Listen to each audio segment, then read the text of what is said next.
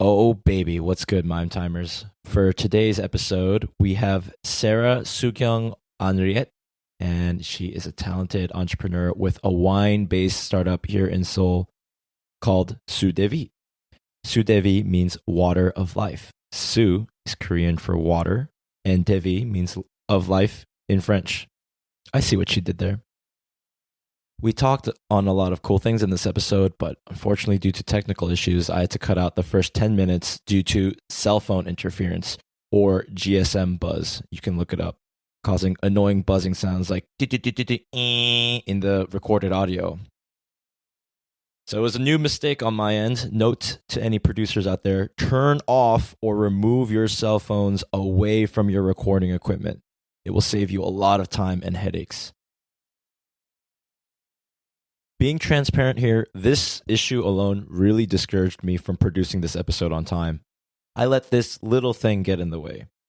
The lesson I learned here is that these tiny mishaps, so annoying that they made me want to pull out my hair, my beautiful hair, shouldn't discourage me from focusing on the task at hand, figuring out what the next step is, and taking it one step at a time.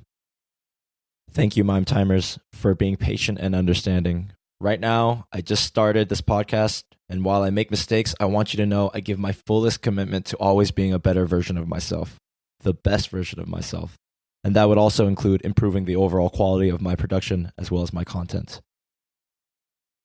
In life, if there's anything meaningful I want, if there's a dream I want to realize, then there will always be these countless tiny obstacles to trip me up. But I can never stop for long or give up.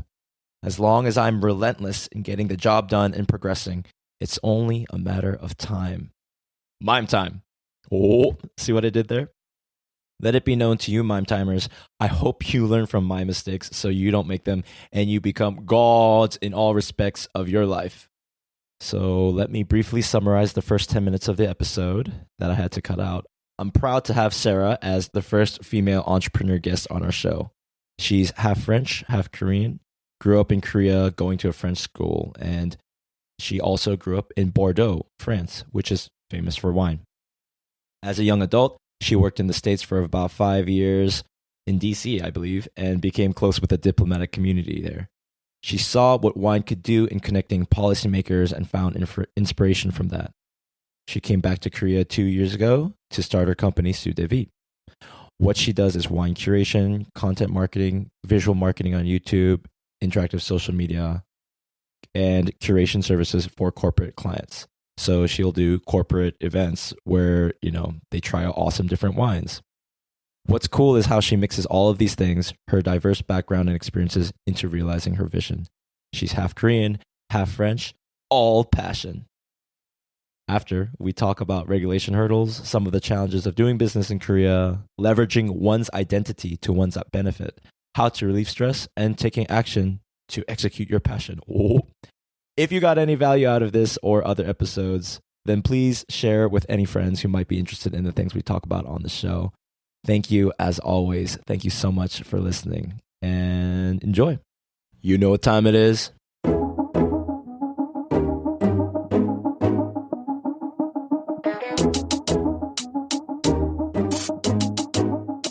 It's Maim time.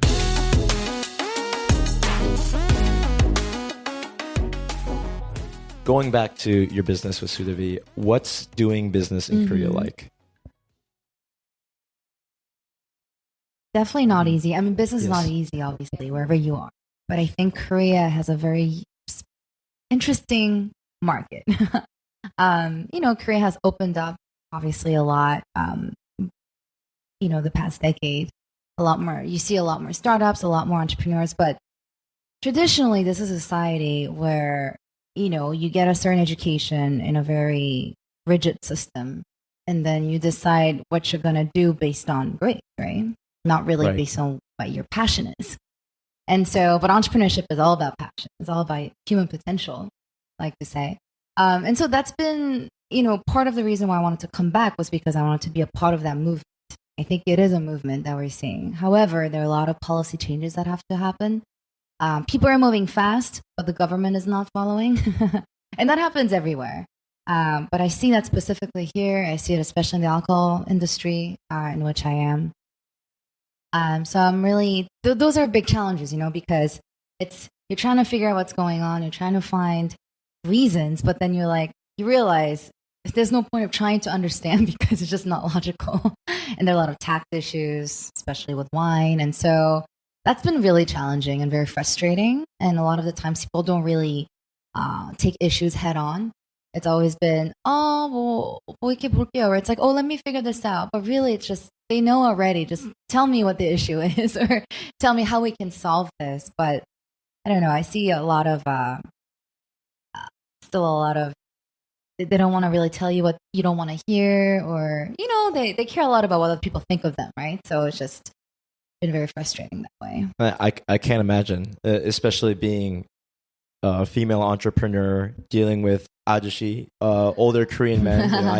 I remember what you said with June on the Expat Stars podcast episode.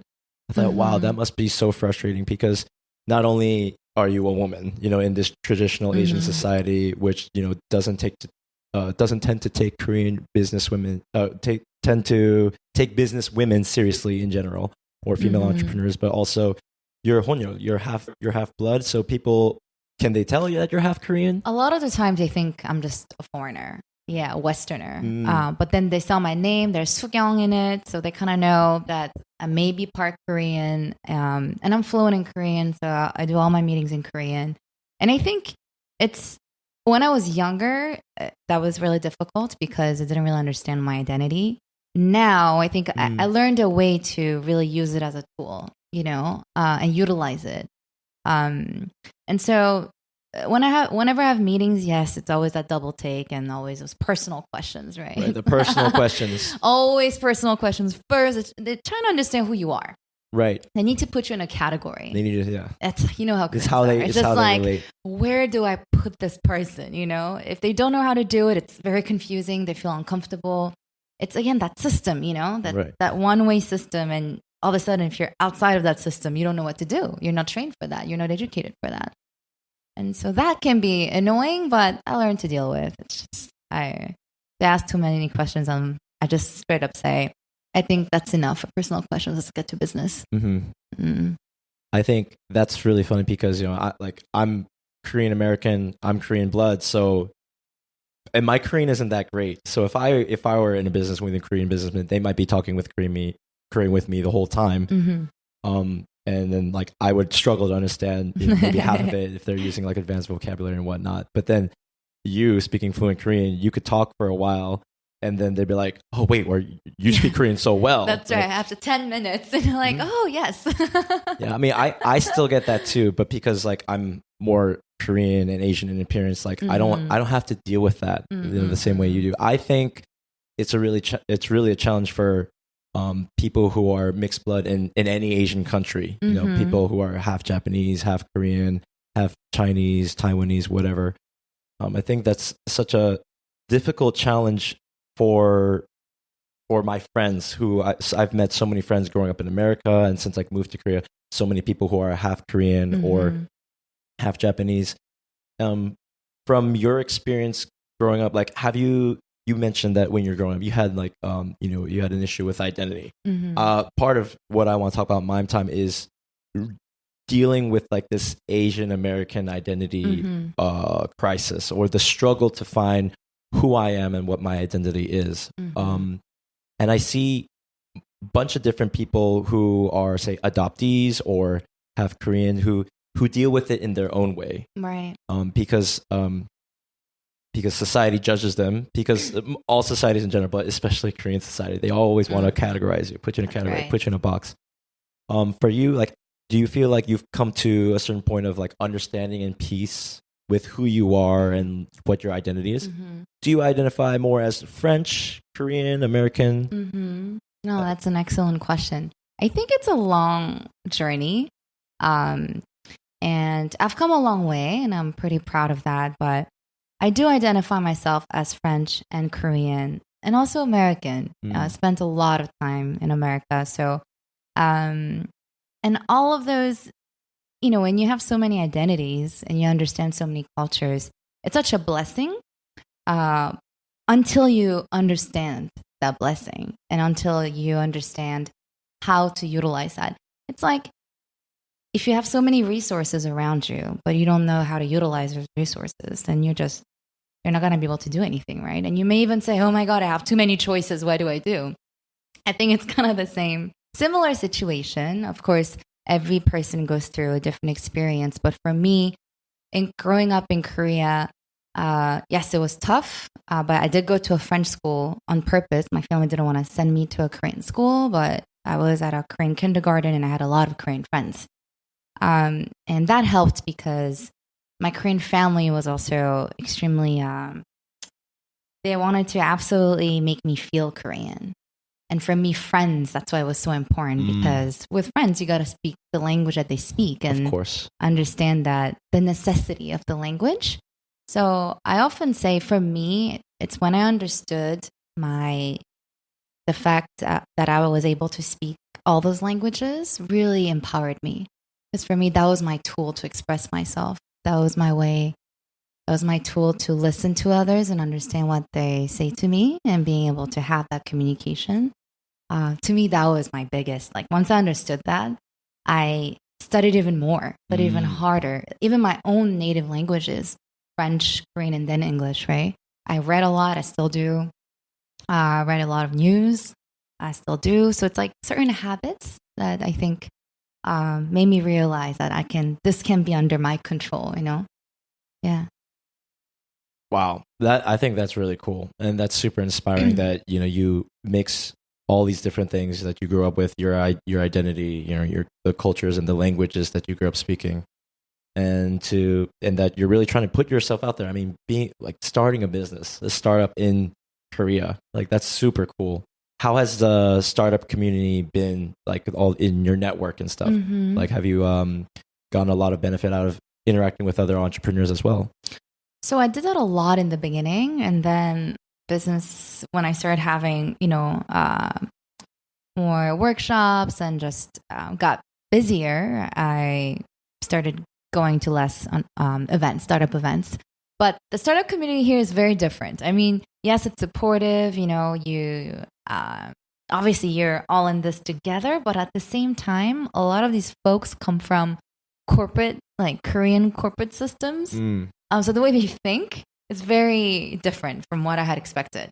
Still kind of in we must do this, rather than, and which is obviously important to have goals, but a little more rigid than I thought, and I could tell, their background, it's not just like straight up entrepreneurs who are, this is my like lifetime goal. This is my passion. Therefore I'm executing it. It's not really that. It's more like, okay, how do I make money now? Like it's, so that's been interesting. As a general question, I don't know if this is cliche, but what do you feel like in business or in personal relationships? What do you feel that people misunderstand most about you? Is there something you wish you could clear up for the audience or anyone who... What do you think now when you see me? That's a difficult question. I mean, maybe people make assumptions of you. Right. I think in Korea specifically, for example, they would think I'm a non-Korean, right? So they think about so many, they assume so much before even getting to know me. And I think a lot of that also that you eat baguettes every day. I know, right? That happened in the States too. It's like, do you eat baguettes every day? Or do you call that French bread? I'm like, no. Or, French fries and but another thing I notice is a lot of people think I'm always very outgoing, very social, very which I am when I want to be, but I think I'm an outgoing introvert, actually. So I love spending time by myself. I love my quiet time. I get energy when I meet people. I get inspired by them. That's very important. But I also need that time off. And so even Bali I went by myself. It was a trip by myself because I needed it. I just needed to recharge and just be more self-aware, and just love myself. That's great. And what do you do to recharge when you have your me time? Yeah, I like running. I'm a runner. Reading. I love reading. I love dancing. So I would just literally in my room, I turn off the lights and just put music on and I just dance for hours. That's so good. No one's watching, just me and myself and the music that I love. So I love doing that too. Yeah. And maybe a cheeky glass of wine somewhere in there. Wine. Wine is by default. Wine is everywhere. Maim time, more like wine time with Soodevie. Yeah, you should you should do that. You should have like a YouTube channel or something like you call it wine time, and then you can have guests. And you can have Maim time with it as well. Well, actually, that would be great. Wine time, and then you just. I'm sure you've thought about this before, but just have like your really cool friends or successful entrepreneurs on. And you have a glass of wine together. That'd be cool. Yeah. Mm-hmm. Oh, Soodevie wine time. I am sure it would blow up. Someone wants to be a guest. I mean, any excuse to drink wine. That's right. That's right. So I remember referring again to the Expat Startups episode, this is your home now and you have many homes. But where is the number one home for you? Is that a hard question? My number one home would be Korea. Yes. This is a country, I have a love and hate relationship with this country, but I think it's normal, right? For everything that you love, you'll always have a hate relationship too. So this is where I spent my childhood. And I think this is a country that gave me a lot of difficulties, but also a lot of love, a lot of things for me to reflect upon to really grow.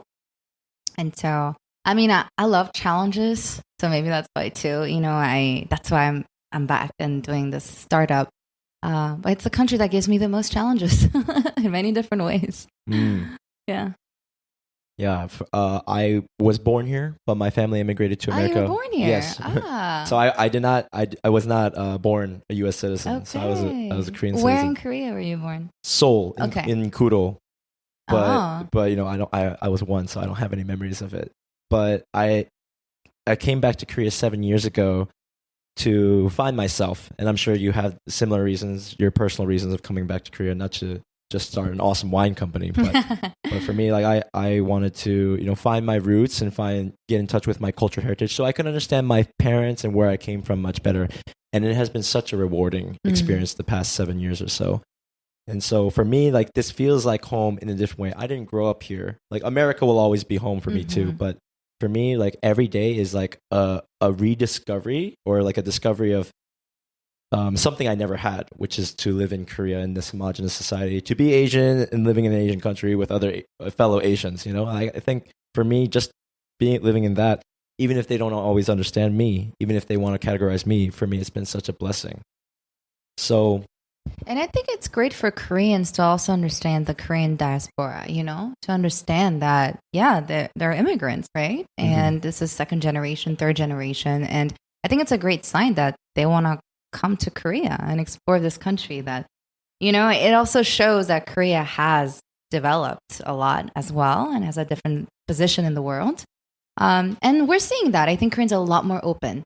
It's just a matter of also education and interaction access, right? Yeah. Through Soodevie, through your corporate wine events, do you feel to impact Korea culturally or to make a difference in that way? Maybe make people think differently about wine and culture. And do you feel like you're representing France, your French people in a way? I think, that's a really good question. For me, wine is a medium.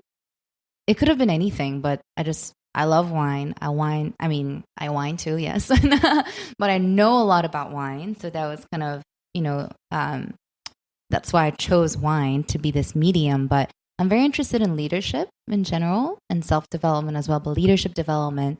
And I think while doing corporate workshops, I realized the way I do a lot of leadership workshops, but with wine as a medium.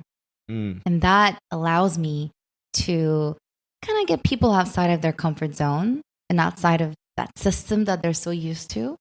And just hopefully during that 2-hour session, give them another outlook on what leadership could be, and different communication style. And that makes me happy. I think that's what drives me. Wine is kind of second, but a tool to execute that. A tool to inspire other people to become better leaders or to Yes. think differently.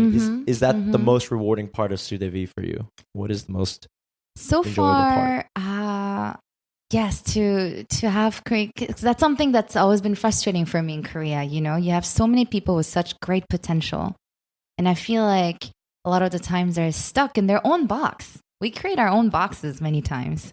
You know, we want freedom, but a lot of times we're the ones actually locking ourselves up. But freedom is right there. But that's kind of the big picture. But yeah, through corporate workshops, but also through my channel, you know, I wanted people to also know that someone like me can come back to Korea and hopefully be a source of inspiration and be inspired by them too as well. But be a part of a more global Korea, because I think Koreans are ready. They always say global, global, and you know how like every organization is global or something. And I'm like, okay, why don't we start with understanding each other a little bit more, you know, like our own kind even, like Korean Americans, part Koreans, you know, and it's within this country, let's try to understand each other more so you can truly be global. And there are many ways to do that. For me, it's Soodevie, but also my personal channel where even when I curate wine, the way I curate wine is different from what a regular Korean would curate wine. And they see that. It's a different delivery. It's a different focus on the wine. It's a different storytelling. And I'm just who I am, and I do it my way. But I think that's making a difference slowly. Storytelling through wine. Storytelling through wine. Yeah. That's so cool. What or who is your biggest inspiration? Oh, I have many. You know, the reason why I read a lot, or I listen to a lot of podcasts as well, especially NPR, How I Built This, with Guy Raz. But I love hearing other entrepreneur stories. That's really inspiring. Recently, I read Starbucks story with Schultz, but so that was really inspiring too. You know, like because it's all about. It's not just, you know, oh, that person was so smart, had a great idea. No, a lot of the times it's a lot of luck, obviously too, but it's how resistant and persistent are you, you know, and you get down, you know, I mean, it's hard to always motivate yourself, you know, it's like every morning I have to like cast a spell on me, on myself, you know, but so hearing other entrepreneurs' struggles and how that drive that pushes them constantly, that's a source of inspiration for me. And who was your biggest influence or author or mentor in your life? Actually, let me ask you this again. Who was a very influential author and who was a personal mentor to you? You can mention a name or not. Author, honestly, I should have one, but I don't have one specifically. I have a lot of books that I liked, but they're all different authors. But for mentor, I had a mentor back in DC who really opened my eyes in terms of developing my passion. This was in DC, and we met like every 2 weeks, and I would say he was my most important mentor. How did you meet this person? Was it a colleague or? He was actually a head of a nonprofit, his own nonprofit, but he was in private sector before, but he wanted to have an impact on a different level. And so he created his own leadership kind of, it was also a scholarship, actually, providing scholarship for minority students in the States. But he created the nonprofit, worked really well, really successful nonprofit. And so just like his private sector career plus nonprofit career, like he was at a point where he had a lot of perspectives, and yeah, he was my very inspiring mentor. And you guys were just like, hey, let's hang out, and every couple of weeks you got some food or some coffee. Yeah, we met at an event. Again, DC is full of happy hours and events. You know, it's like, oh my God. It's like I networked so much in DC. When I left DC, I was like, no more networking for a while. It's tiring to keep meeting people too, you know? And you're just like, oh man, how do I introduce myself today, right? Like I did a lot of research on what the crowds would be. Sometimes they'll be politicians. Sometimes they'll be lawyers, right? Lobbyists. But taught me a lot. They gave me a lot of great networking skills. But we met at an event and we're just enjoying wine actually. And he asked me what I did. And I told him I was in leadership development then, leadership education. And then he wanted to meet me. I was like, hey, I like what you do. And I like kind of the energy that you have. Why don't we meet? And then we did. And then that kind of naturally led to that kind of mentor, mentee relationship. I think that's great. And mentors are so important. I wouldn't be here without mentors, without my older brothers, or with people like Chris and June of Expat Startups and Badass Asian Dudes fame. And I would encourage whoever's listening to also go to events and network and find some, and you'll meet so many different people as you go to event after event, but then find people who really, that you connect well with, or just who maybe even gives you just good encouragement or positive vibes. Someone who's more established in the field that you might be wanting to be a part of. I think that's crucial, and I think all successful people have a good mentor. Absolutely, and it's quite difficult in Korea, I would say, to it takes a little longer, and it's a little awkward sometimes, because getting to that kind of personal, comfortable relationship, but. I should say this though. Right now, though, a mentor that I have in Korea, he's Korean American, head of Visa Korea. Actually, he's my number one mentor right now, and it's been really, really great. Wow, that's awesome. Yeah, that sounds like an awesome mentor. Yeah. So, what would you tell your 17-year-old self? What was your 17-year-old self doing? Just going to school? 17. So when I was 15. I'll brag a little bit. I'm just kidding. I was 15. I was actually the host of MTV Korea. Really? Yeah. When you were 15? Yeah. I was the youngest VJ. And so my middle school years were a little unique, different in that way, with its own challenges. But I left. And then 17, I was back in France. And I was about to go to America, actually, as an exchange student. What would I tell myself then? Yeah, in terms of life or making money or making the most out of your life, being the best version of yourself. If you could have told your 17-year-old self, this is kind of like a theme on my podcast, because I'm 27 now, and it's like, oh, if I could tell 10 years ago, myself 10 years ago. So, what would you, if you wanted to inspire them or tell them to be the best version of themselves, what would you tell them? For your 17-year-old self. Yeah. Oof, that's a tough one. A lot of things I wish I could told myself, but I would have told myself not, and this may sound so corny, but not to care about what other people think of you. I think teenager, you care so much, And for me, post MTV, I think it was more because I was in that entertainment industry. Once I was out, I cared so much about how people would view me. Am I supposed to still do this work? It was just I think I was struggling with my own self-identity. And so I would tell 17-year-old Sarah, Sookyung, just not to care, not to give a shit. And so you might tell your 17-year-old self that, but would you have listened to yourself? That's a different issue. Yeah. I think that's great, and I wish I had told I wish I could tell my 17-year-old self that as well. And if you're 17 years old, don't care too much about what other people think. But if they're good people who care about you, maybe then listen. I think that's also very important, right? I mean, you gotta. When I say don't care about what other people think, it's not like, oh, I'm gonna do whatever I want anytime, right? It's not that. It's just know who you are, but also, I think gather yourself with good people who care about you. I think that's gonna go for a long while, and that's important. Build a strong network, build a family. That's how I got here, because of really good people who've imparted their wisdom and shared their stories, who've taken care of me, and I live a great life because I've built my own family here in Seoul, and it's been great. I want to ask you. We got a couple questions left. Yeah. What would you tell other young aspiring entrepreneurs, and especially female entrepreneurs who are just starting out their journey, or if they have an idea that they want to execute on? What would you tell them? Here specifically in Korea or in general? Both. Oh. I'm going to cheat. Yeah, ask both. In general, I would say, I think us women tend to think too much. And we compare a lot with fellow male entrepreneurs as well, or just male fellows, right? Other friends, colleagues, or anything.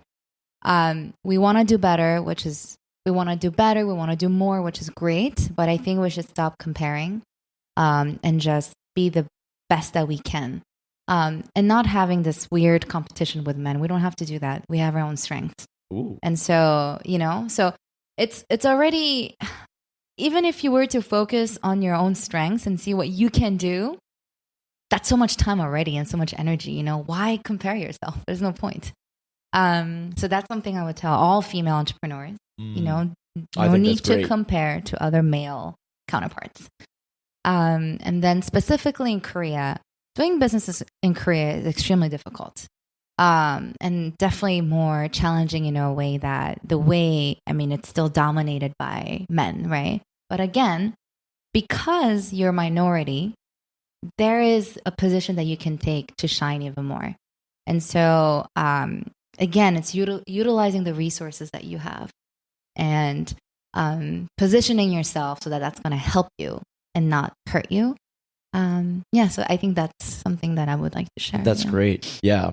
And for whatever you think that, for my audience here, whatever that you perceive as your disadvantages or your weakness, or however you're worried that people will perceive you because you're a minority or a woman or this or that, there's all these things that you can do to leverage yourself, leverage your identity, leverage who you are for the maximum positive benefit of yourself and others. That's right.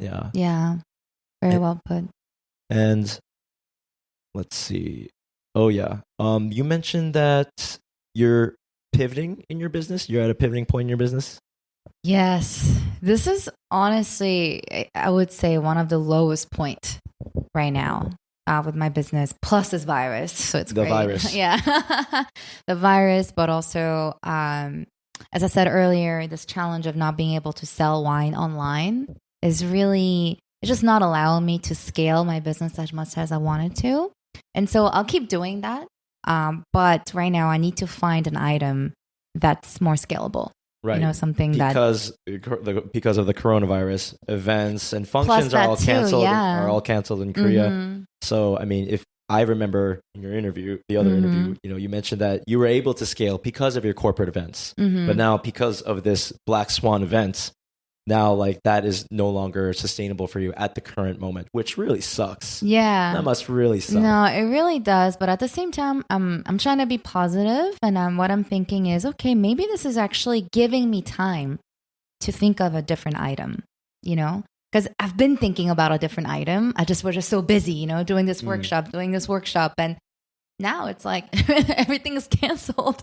So I'm like, all right, I guess I'll spend time now on this new item. So maybe it's a blessing in disguise. We'll see. But so I'm spending a lot of time right now researching and really digging into the ideas that I've been having. So hopefully soon. But I do this pivot needs to happen sooner than later. So that's great. Yeah. Well, I wish you the best, and I know that you will survive and thrive. Thank you. Because it's important to have that kind of positive mindset and to have this vitality and positivity, not just physiologically, we should be healthy, but also mentally. Keep your spirits up, because I feel like something like this coronavirus is like a spiritual test on humanity. Such a downer, right? It's such a downer. Yeah. And I hate hearing about it every day. I'm just like, oh, it's such a downer. But I look at this as opportunity to test myself and to really just focus on what's within my control. And I think, that's right. And I think, because it's so easy to blame before the virus, right? Oh, the economy's down, or this and that's down. Or, there's always a reason, right? There's always a reason. But this really separates the wheat from the chaff, and people who are really able to focus on what's in their control and focus on that, and then build upon themselves in no matter how much of a down market it is, I think that later on that will end up truly shining. Yeah. So to close off, is there anything else you'd like to share with the audience, and how can we connect with you? Oh yeah, so I'm very active on Instagram, so hit me up at Sarah_Soodevie. I do a lot of IGTV and a lot of videos. I'm trying to explain wine in a fun way. Sometimes it's in English, but most of the time it's in Korean. I try to have subtitles, but Yeah. Mostly that. I do have a YouTube channel as well where I do a lot of Korean food and wine pairing. So that's kind of like more like a fun, thing to watch. And then just, I guess, it's been fun to be a part of this Maim Time. And so I'm glad you're doing this. I know Thank you so much. You're talking about it. So I'm so glad this is happening. Yeah. We were talking about it at, Ember in Itaewon. That's the right. bar, and I was just like, wow, this is great. Like this person, Sarah, she's so cool, and she's exactly the kind of person I want to interview, and we're doing this. Thank you for helping me make my dreams come true. Oh, no, I think this is absolutely a great example of how, we always have ideas, we always have passions, but a lot of the time you don't execute them. And so I'm glad you are executing. So I'd like to really cheer to everyone who's listening to this and watching this. Cheers to people who take action. Yeah, to people who take action in executing their passion. Yes. Ooh. Rhyme there. Better put good background music with that. Oh, baby, yes. And we'll put that background music on right now. Sarah, Sookyung, Soodevie, thank you so much for coming on. Thank you. It's been a real pleasure. And thank you, Maim Timers, for tuning in. Peace out.